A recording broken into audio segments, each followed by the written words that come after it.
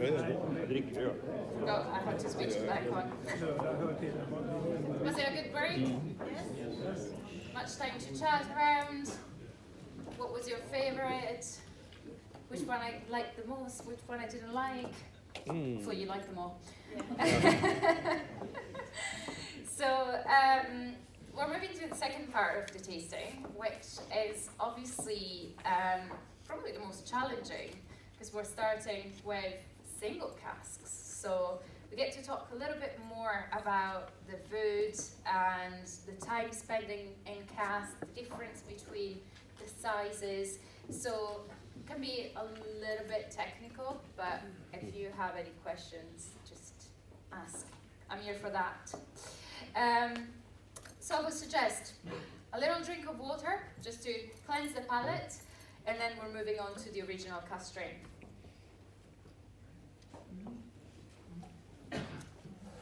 So every single year, we release 2 limited release, which they're one-offs. So one-off release, they tend to be around about 10 or 17,000 sort of bottles, and there's no more. This is because obviously we have limited space in the warehouse. We can't commit to a bigger release of some of the full maturation, for example, like the Madeira that we tried tonight, or the regional cask strength. So once they're out for a short period of time, and there's very little chances to try it after that. But this is a brilliant opportunity to try a limited release that was released in 2016, because the guys have managed to get their hands onto a few bottles of those, which is really, really hard to find these days. So for the original cask strength, we're talking about quarter bourbon cask that they've been used. It was distilled in October 2010 and bottled in September 2016. So for a month, it's not going to be a 6 years old, but 5 years and 11 months. And bourbon quarter cask, they tend to be 1,200 and, 125 liters. So a quarter of a butt, so 500 liters. And in this case, we've used, I can tell you, doesn't say, but we've bottled 12,000 bottles of this, so a fairly small release. The difference between the quarter cask, the bourbon quarter cask, and a traditional bourbon barrel is obviously the size. So you get much more contact with the wood, you get much more interaction and much more extraction, which you can see straight away from the color, which if you compare it to the single cask right next to it, is a little bit lighter. But also on the taste and on the smell. It's a very, very warm, almost a little bit peatier than the one that we've tried before. It's got this lovely charred pineapple note to it. A little bit of spices, there's a little bit of cayenne pepper at the back. But overall, it's a very, very warm dram. We're talking about 56.9%. So if you need to add a little bit of water, feel free.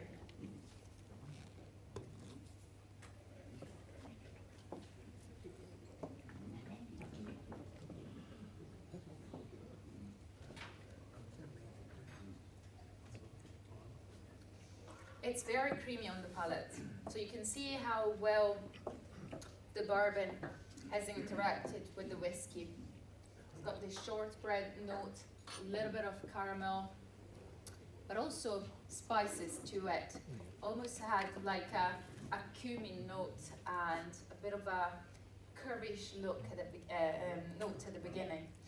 A very, very interesting dram, which is obviously part of, the best part of the the whiskey that we released, Bourbon Barrels, but completely different take on it. And it was one of the few ones that, well, actually the only one, I think, that we released with quarter cask from Bourbon Barrels. We don't tend to usually work with smaller casks than that, because the type of spirit that we produce is very, very light. So any sort of smaller cask, it tends to overpower the spirit profile and just almost take over from all the other flavors. But in this case, it's a marriage that has worked really, really well and has, you know, has stood up for a good 6 years. And given that we're talking about 3 bourbon cask for the next 3 whiskies, well, for the next 2 whiskies, counting this one, I will suggest you to get the Sweden exclusive, the Malta Magazine one, the 269 2012, and nose it side by side.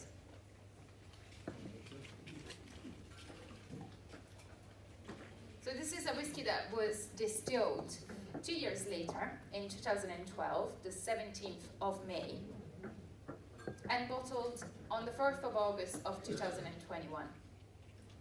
55%, actually 55.5.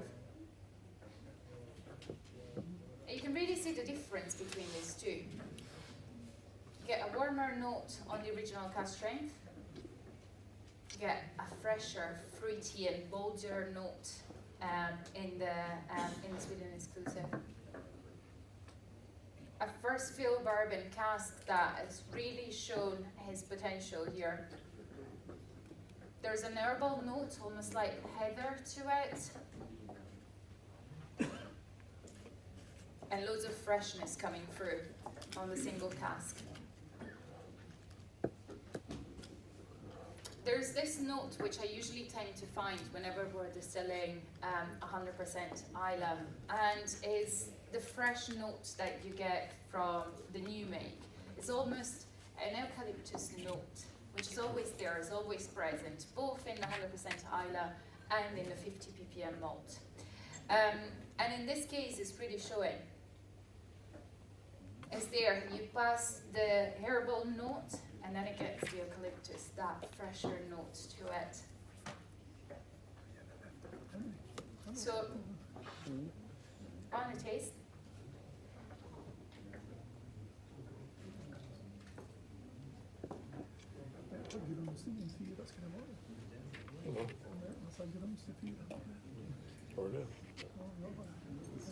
It's just a burst of fruit in the mouth. It's a fruit salad.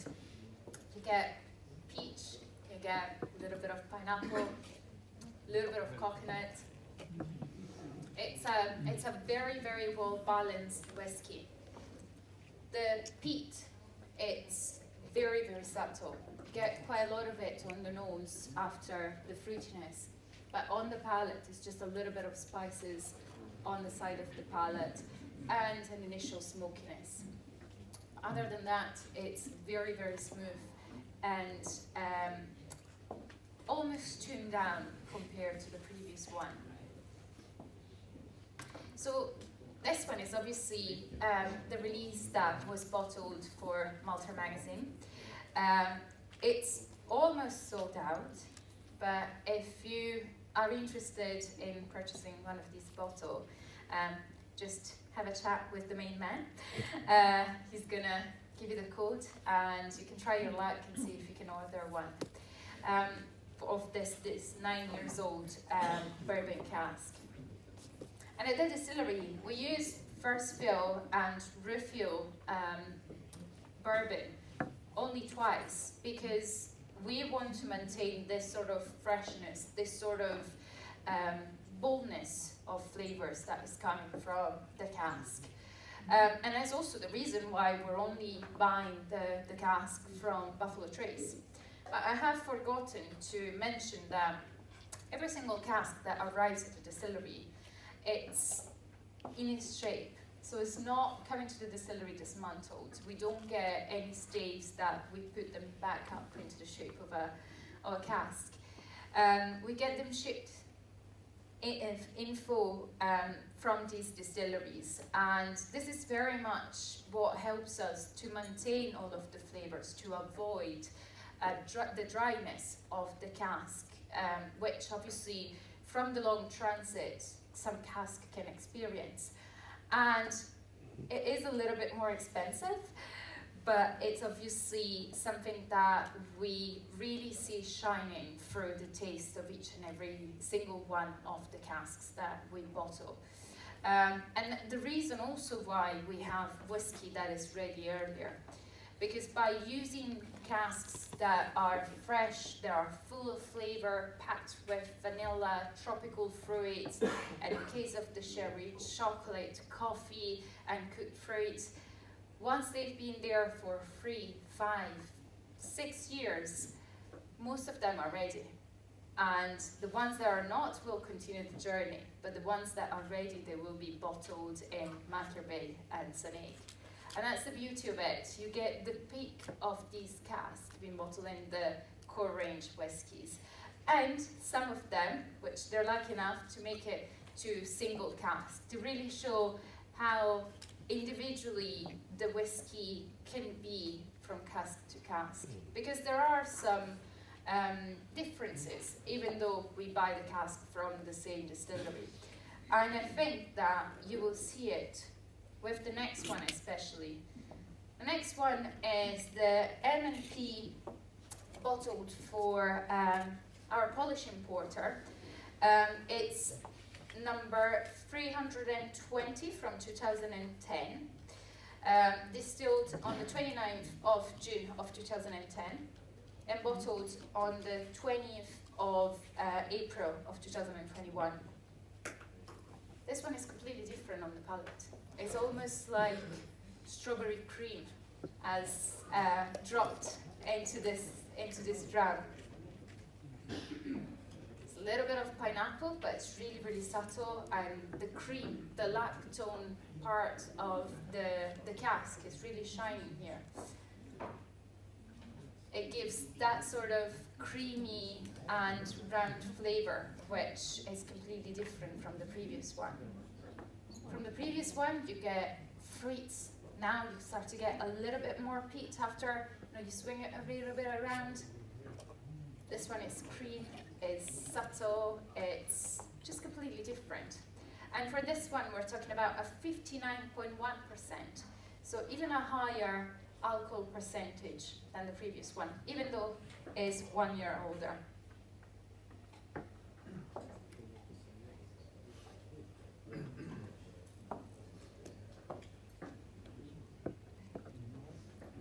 On the palate, it's completely different. You get a little bit of spices like cinnamon, nutmeg, but then the milkiness is still there. So it's almost like it's red fruit in a milkshake, and then it finishes up with a little bit of peatiness on the side of the palate, a little bit of dryness. But if you put them side by side now, and you go through each one of them, you get 3 different styles of whiskey from bourbon casks. I think my favorite one is the 9 years old, because it's packed with fruit. It does have that bold and that Kilchoman character that you almost try to find every single time that you have a Kilchoman.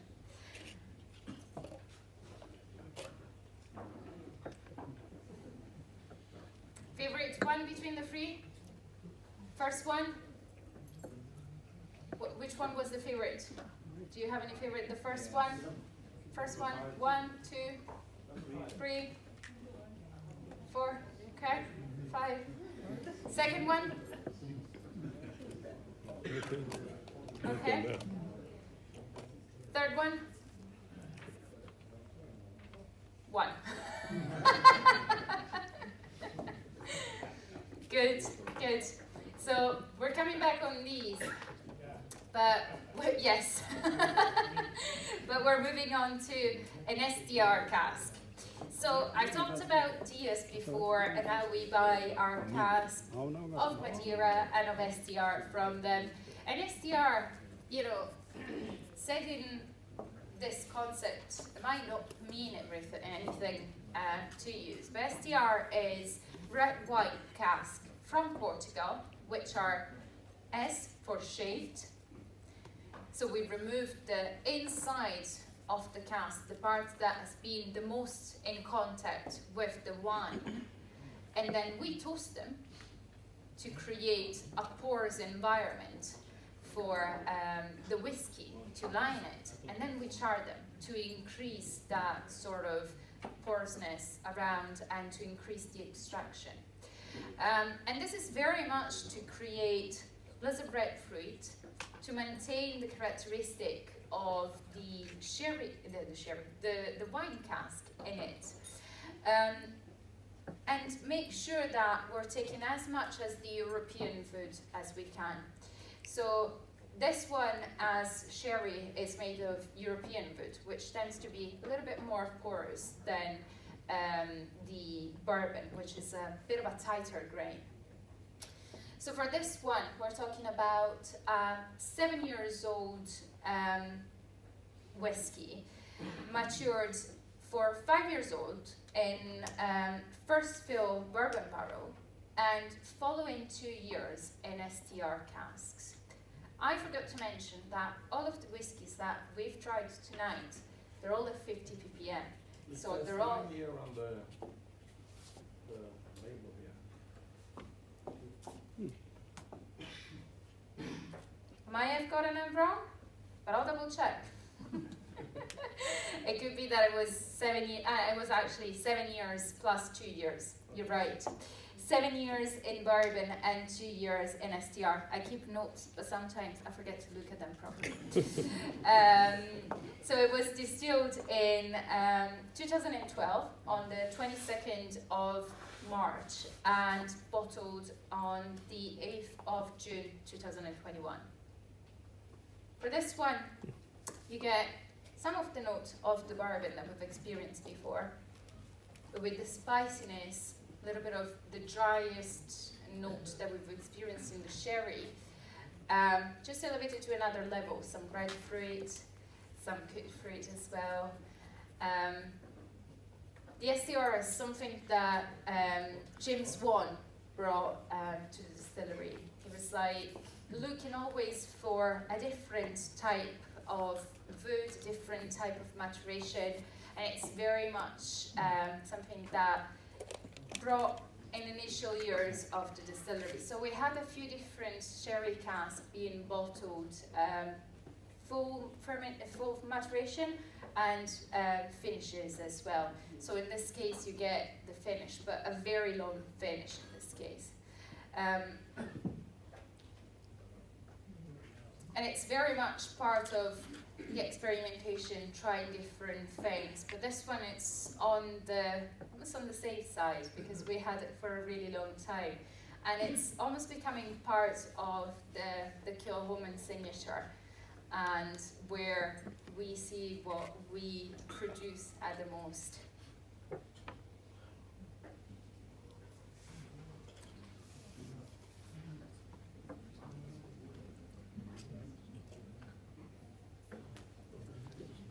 And this one has a lovely honey note to it.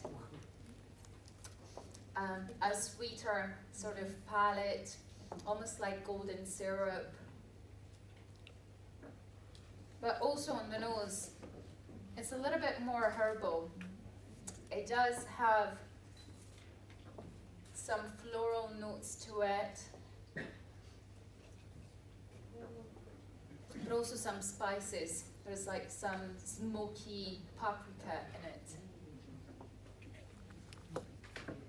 It's a very complex dram with loads of flavor. It's some smiley faces, so it's a good signal.